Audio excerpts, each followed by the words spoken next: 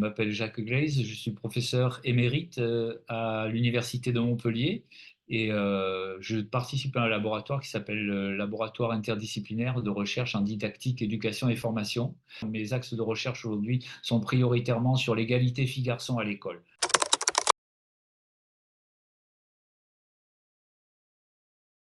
On pense que, enfin, de différentes études qui recoupent pas mal de paramètres disent que au sortir de la Première Guerre mondiale, il y a à peu près 1,6 million de personnes qui ont une activité physique non professionnelle. Enfin, non professionnelle au sens de c'est pas leur travail.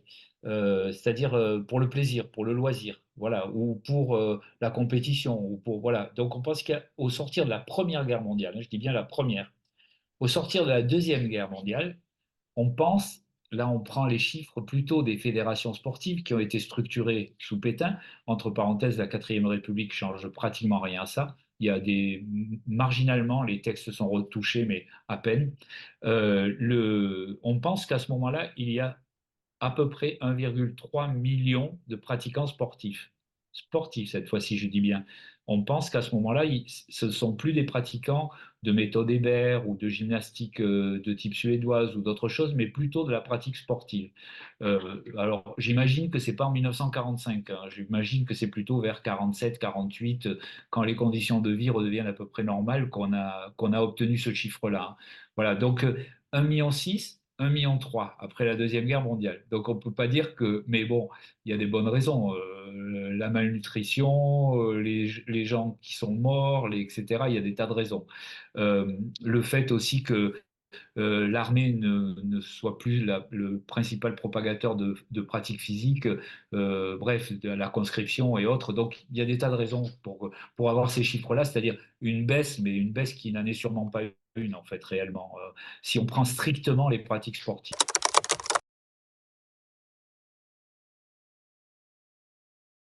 La quatrième République change pas grand-chose au niveau des pratiques physiques et des pratiques sportives.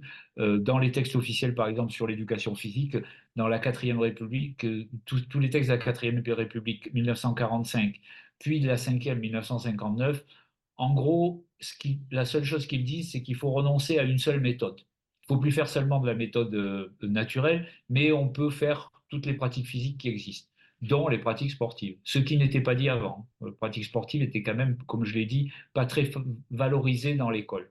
Donc la quatrième République, c'est à peu près tout ce qu'elle apporte.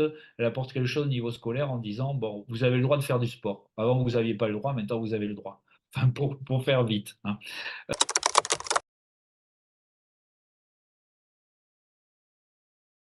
Tout le temps, il faut distinguer massification, démocratisation. Il y a un très bon bouquin de Yves Le Pogam qui est ancien, hein, qui a plus de 40 ans, mais qui s'appelle Démocratisation du sport, mythe ou réalité. Yves Le Pogam. Démocratisation du sport, mythe ou réalité.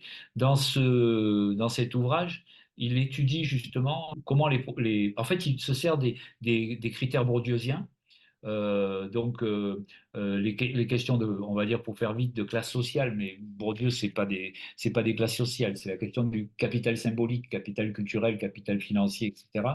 Donc, capital symbolique, on va dire. Donc, il étudie les sports en fonction du capital symbolique des pratiquants, Yves Le Pogam. Et il dit, ben, en fait, ben, je suis désolé, mais les sports, les gens ont toujours le même capital symbolique quel que soit le sport, ça ne s'est pas démocratisé. On pourrait dire par exemple que le tennis s'est démocratisé si ce n'était pas la bourgeoisie, les, les, les, les avocats, les médecins, etc., qui fassent du tennis, mais d'autres classes sociales.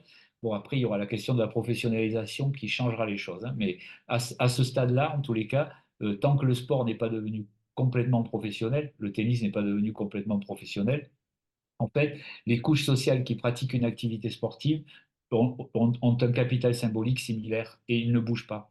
Au cours du temps, lui, il a pris la période 1948 jusqu'à à l'écriture de son livre 1979. Donc sur 30 ans, il n'y a pas de démocratisation du sport. Les couches populaires pratiquent du foot.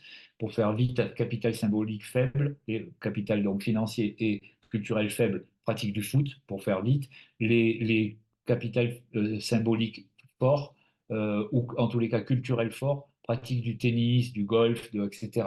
Bon, après, il y a aussi la question du coût des activités physiques qui jouent un rôle. Par exemple, l'équitation, c'est coûteux, toutes les classes sociales ne pratiquent pas l'équitation pendant très longtemps.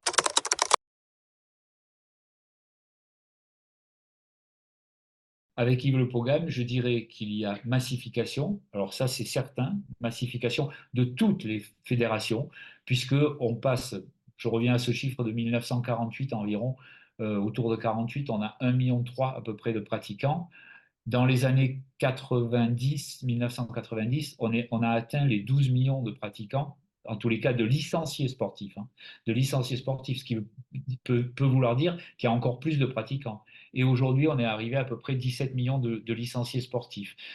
Sachant qu'il y a des fédérations qui ne sont pas du sport au sens strict où je l'ai entendu. Par exemple, la Fédération française de gymnastique volontaire, qui est celle qui gère la plupart des gymnases de mise en forme aujourd'hui. Donc, ce n'est pas vraiment du sport au sens strict, ce n'est pas de la compétition sportive, etc. Mais c'est une fédération qui existe, qui est une fédération affinitaire. Et dans cette fédération, on la compte dans les nombres de licenciés. Par exemple, c'est cette fédération qui a le plus augmenté ses licenciés sur les 20 dernières années.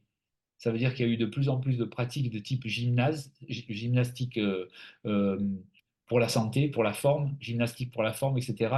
C'est ce qui est le plus accru. En tous les cas, ce qui est certain, c'est qu'il y a massification du sport importante. Si on suit une courbe, la courbe, elle part presque à plat au début, 48, elle part presque à plat, 58, ça monte pas beaucoup, etc. 68, ça commence à bien prendre une inflexion, et à partir de 70, 75, ça prend une inflexion.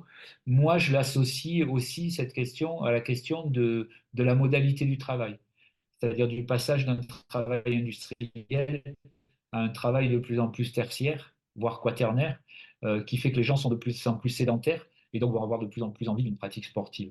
Yves Le Pogam est assez d'accord avec ça aussi, hein. Il dit que c'est parce qu'il y aura tertiarisation du travail qu'il y aura probablement de plus en plus de pratiques sportives gratuites.